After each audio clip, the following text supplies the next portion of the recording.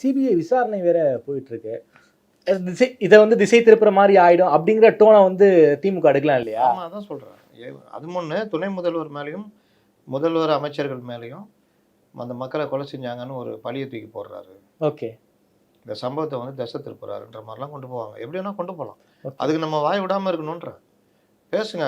அருண்ராஜ் பேசினாரு, DGP matter எடுத்து பேசினாரு. அந்த அவர் கூட பாருங்க, உங்களுக்கு இதிலெல்லாம் பண்ணுறதுக்கு ஊழல் பண்ணுறதுக்கு கான்ட்ராக்ட் இதெல்லாம் இல்லையா, இங்கே தான் பண்ணுவீங்களா அப்படின்னு கேட்குறாரு. அப்போ அங்கே பண்ணிக்கலாமான்ற மாதிரி வரும்.